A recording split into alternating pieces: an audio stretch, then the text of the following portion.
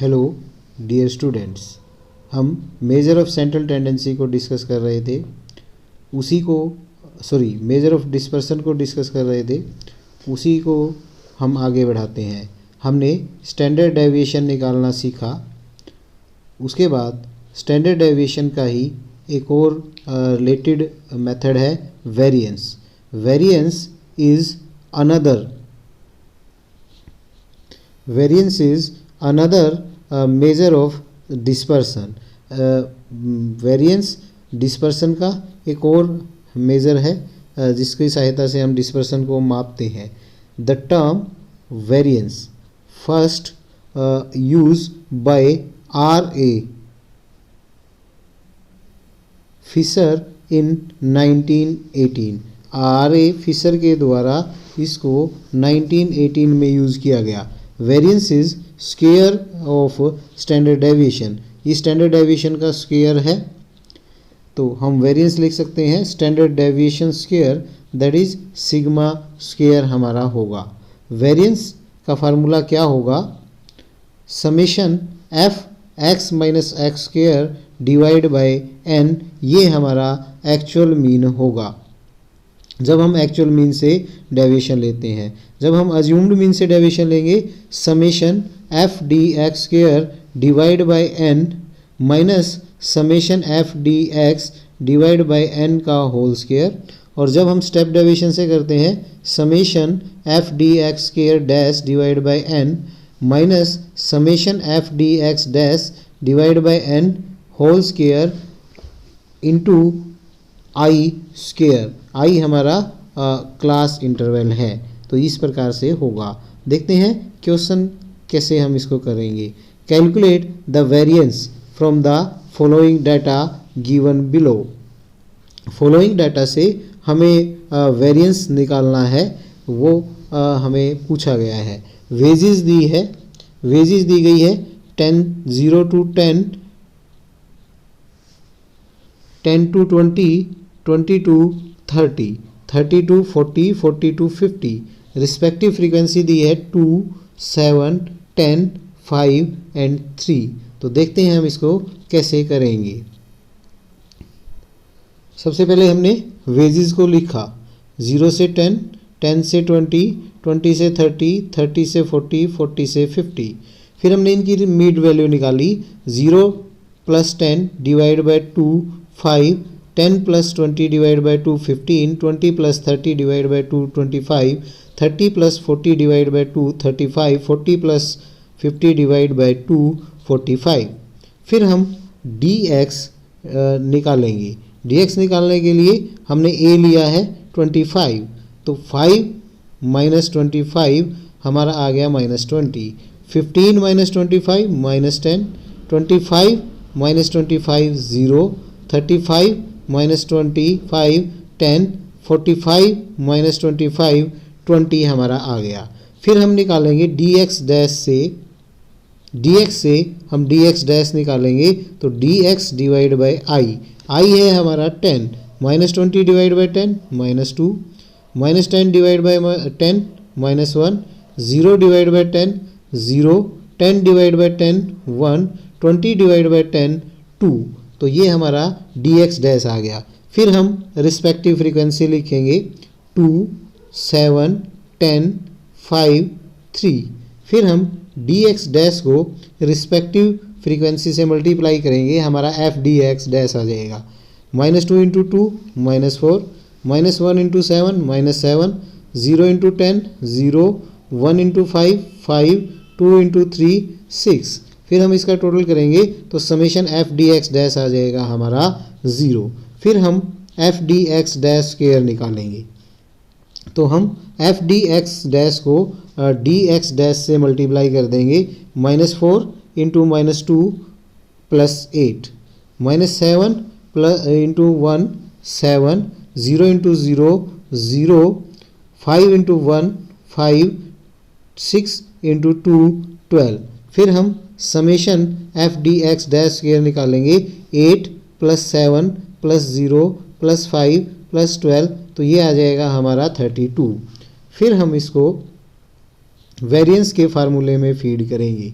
Values को put करेंगे तो हमारी वैल्यूज़ है, हमारा फार्मूला है summation f d x dash square divide by n minus summation f d x dash divide by n का whole square under the root और सभी का होल स्क्वायर इनटू में आई स्क्वायर। तो हम f d x dash square की value feed करेंगे 32, N है हमारा 27, एफ डी एक्स डैश है 0, एन है 27, उसका स्क्वायर करेंगे अंडर द रूट करेंगे और सारे का स्क्वायर करेंगे इनटू 10 स्क्वायर करेंगे। इसको हम सोल्व करेंगे तो ये आ जाएगा हमारा 1.185 और 10 का स्क्वायर करेंगे 100 मल्टीप्लाई करेंगे तो 118.15 आ जाएगा। ये हमारा वेरिएंस होगा। नेक्स्ट फिर है मेजर ऑफ डिस्पर्सन में combined standard deviation. Just as it is impossible to calculate combined mean of 2 और more groups, similarly combined standard deviation 2 और मोर ग्रुप का हम कैलकुलेट कर सकते हैं। जिस प्रकार से हम कंबाइंड मीन निकालते हैं उसी प्रकार से हम कंबाइंड स्टैंडर्ड डेविएशन भी 2 या 2 से अधिक ग्रुप्स का निकाल सकते हैं। कंबाइंड स्टैंडर्ड डेविएशन 2 ग्रुप्स का हम डिनोट करेंगे। जैसे हमने सपोज 2 ग्रुप्स का निकालना है तो 2 ग्रुप्स को निकालने के लिए हम कैसे करेंगे, सिग्मा 1 2 को से हम इसको डिनोट करेंगे और कंप्यूट करेंगे। कैसे करेंगे, n1 summation 1 square plus n2 summation 2 square plus n1 d1 square n2 d2 square divide by n1 plus n2 whole under the root, जहाँ पर समेशन 1 2 हमारा कंबाइंड स्टैंडर्ड डेविएशन है, हमारा कंबाइंड स्टैंडर्ड डेविएशन है। Sigma 1 हमारा standard deviation है first group का, sigma 2 standard deviation है सेकंड ग्रुप का, d1 है x bar 1 minus x bar 1 2, d2 है हमारा x bar 2 minus x bar 1 2। इस फार्मूले को हम कितने भी ग्रुप तक एक्सटेंड कर सकते हैं और 3 4 5 ग्रुप्स का हम स्टैंडर्ड डेविएशन निकाल सकते हैं। इसको एग्जांपल से समझते हैं। कैसे, 2 sample size of 100 and 150 respectively have means है 50 एंड 60, स्टैंडर्ड डेविएशन है उनके respective 5 and 6। Find the mean and standard deviation of combined value of 250। Combined value 250 का हमें मीन निकालना है। तो यहाँ में क्या गिवन है, n1 है हमारा 100, n2 है हमारा 150, x बार 1 है 50, x बार 2 है हमारा 60, स्टैंडर्ड डेविएशन 1 है 5, स्टैंडर्ड डेविएशन 2 है हमारा 6। तो सबसे पहले हमें x बार 1 2 निकालना होगा।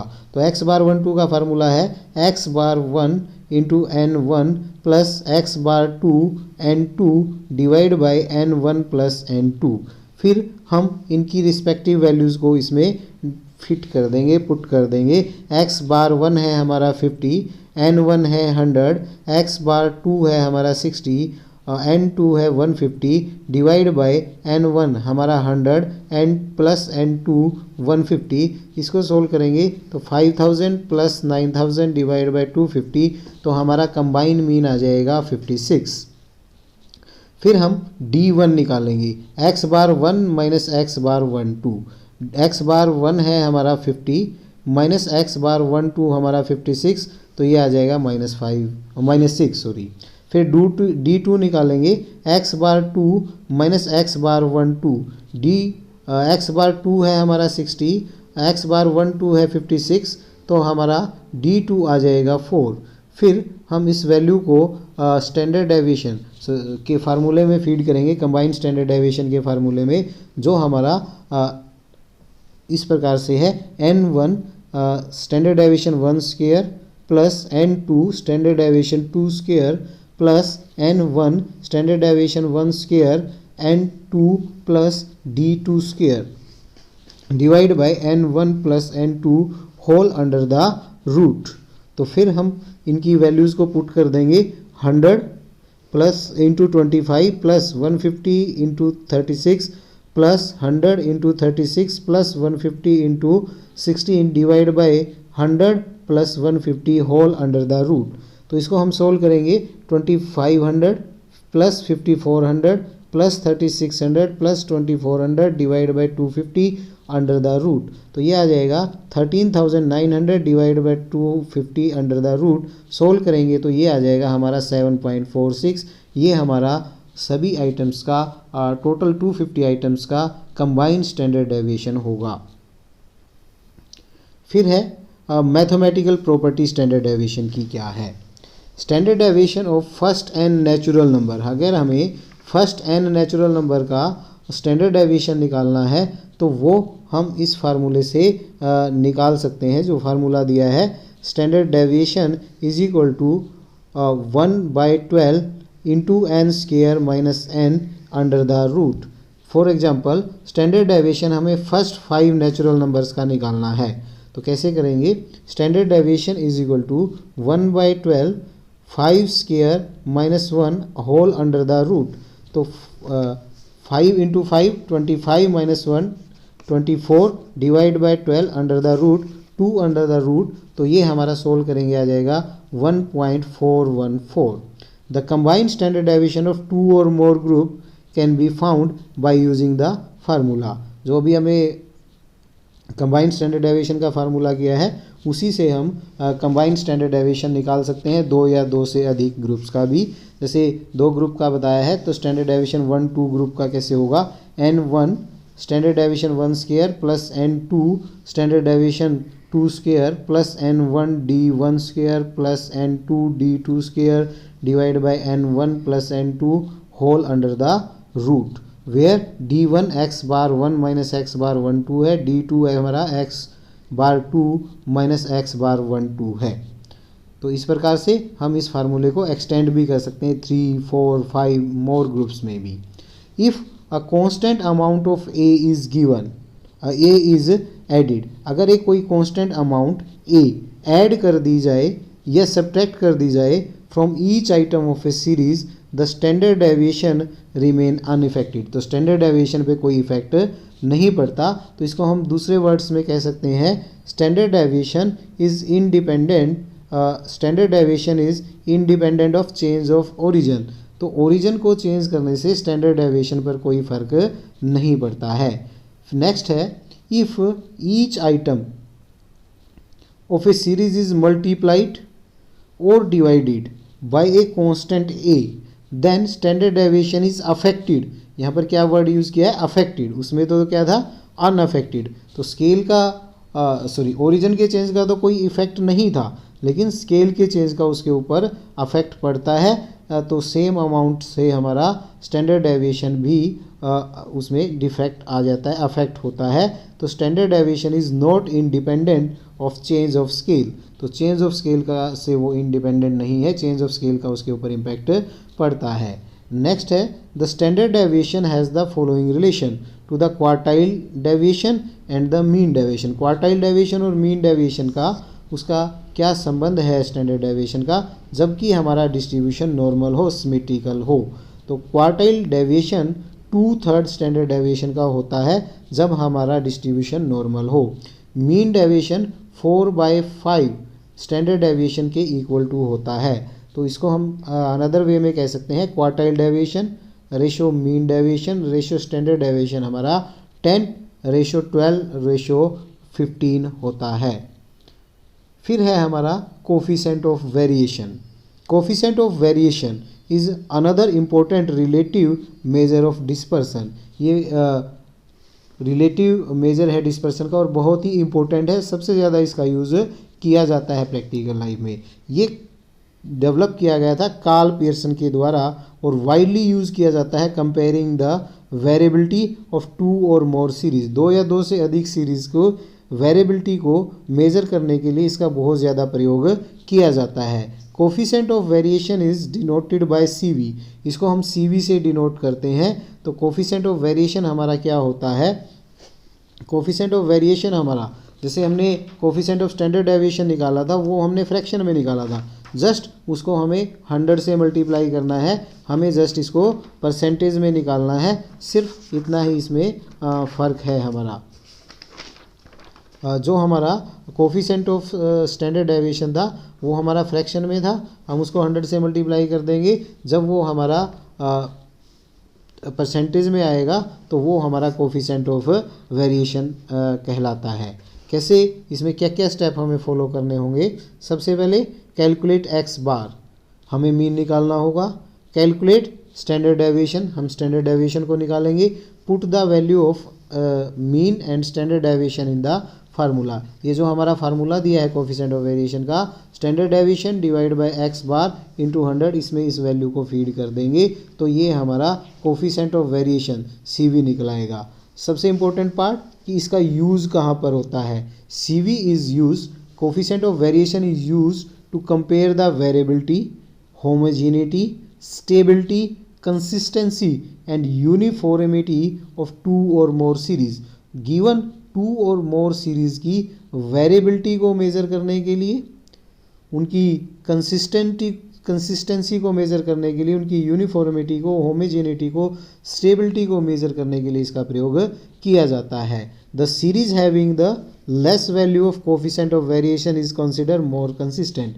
जहाँ पर हमारी CV की वैल्यू कम होगी उस सीरीज़ को हम ज़्यादा कंसिस्टेंट मानेंगे as compare to a series having higher value of coefficient of variation.